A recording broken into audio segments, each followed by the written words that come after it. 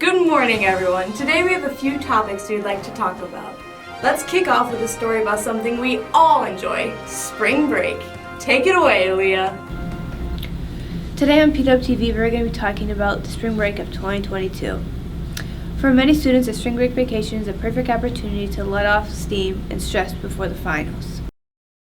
I have spoken to some upperclassmen about their spring break this year. Where are you going to travel for spring break, and what are you going to do while you're down there? I'm going to Orlando, Florida with my family, and we're going to the beach and Universal Studios. What do people do while they're on spring break? Like kick back by the pool, relax, hang with their friends. That's what I'm going to be doing a lot of, just kicking back.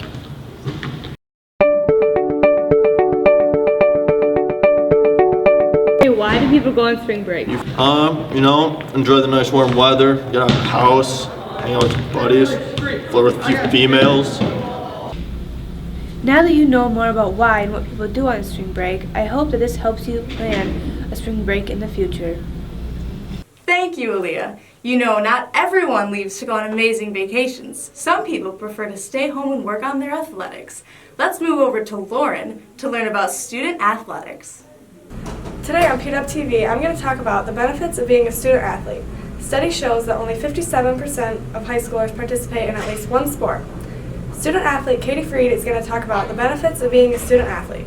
Hi, my name is Katie Freed, and I am a student athlete. A student athlete is someone who has to fill the responsibilities of both a student and a young athlete.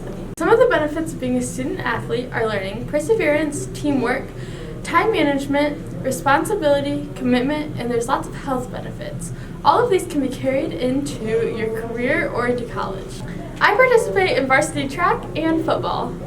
I enjoy being an athlete because I like being part of a team and then gaining that family outside of school. I also like being able to have fun with my friends outside of school and in athletics. In athletics, I've personally learned that motivation can get you further than talent. In the beginning of sport, talent may make you good, but when you are outworked by someone else, they will eventually become better than you because they've worked harder to earn what they want. I've also learned leadership, because when you work hard for something and other people watch you working hard, they will follow your leadership and also work hard for what they want. And so when you have strong leadership on a team, the one person will lead the group to success. Thank you, Katie, for informing everyone about the benefits of being a student athlete. Thanks for watching. This video is sponsored by Go-Go Squeeze, everyone's favorite on-the-go snack. Thank you for that, Lauren. We're going to move to a bit of a different topic. Have you ever thought of starting your own business? If so, I recommend you listen up, because we're going to head over to Cammie about her interviews with a small business owner. For most students right out of high school, the next logical step is college, right? Well, it doesn't have to be. Some people like to make their own ways, and these people are called entrepreneurs. This is the process of setting up a small business, taking it from an idea to a realization. Around the area, there are actually several small businesses such as that, and today we are going to be talking with Caitlin Wood, a local baker who started up her own business. When it came to starting my own business, I honestly, that wasn't the plan. Things just kind of happened. I was always really interested in baking and stuff, and I just got volunteered to do it, and we had weddings coming up and different events, and people knew I enjoyed doing it. So it just kind of took off from there about 3 years ago. Honestly, I would say the biggest thing that's helped me is family and friends, because they've always been there to support me when I'm working on a cake and it's just been a rough day, and they're always there to help me out, which is very nice. All those late nights staying up, working on cake till like midnight. But they definitely keep me in business, always willing to sample different things. So,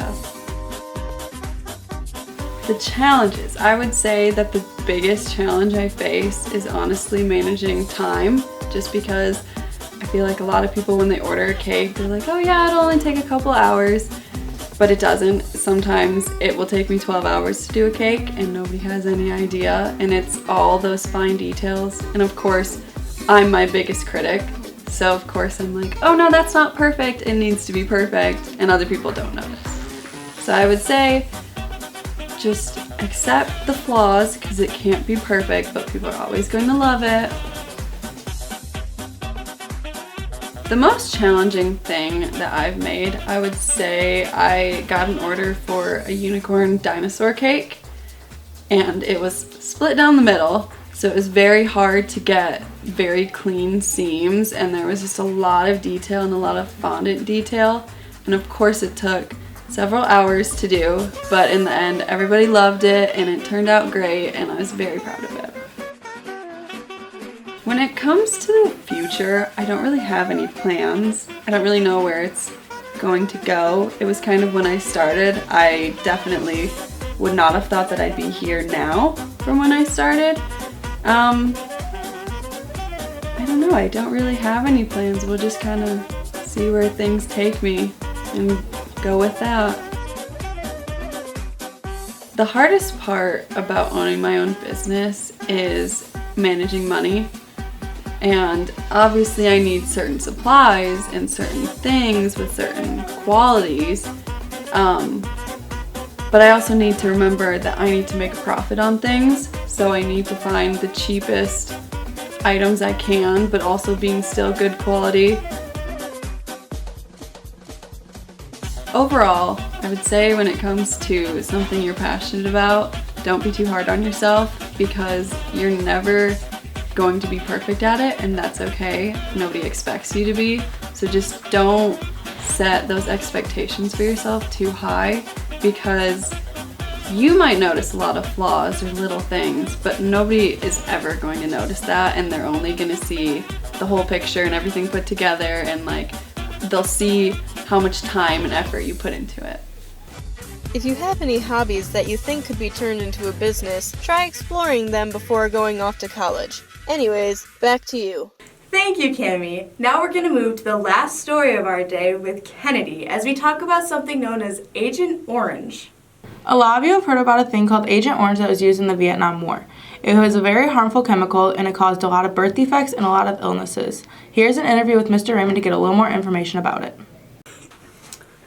So maybe I'll go to the why first. So what Agent Orange is, it's a herbicide that was developed by Monsanto, I believe, and what it was made for is clearing the jungles. So during the Vietnam War, it was hard for the Americans to fight the Vietnamese because they hid so well, so they would drop this chemical from the herbicide from the sky, and within just seconds, if not minutes, it would actually make all the leaves drop from the trees, and had an incredible effect. But what they didn't really consider or worry about at the time was the negative consequences on people's health. And so what happened is it was sometimes dropped on Americans inadvertently, but also on the Vietnamese people. And what it caused is cancer later in life, but also birth defects generations down. It could pass down through the mother or even the father.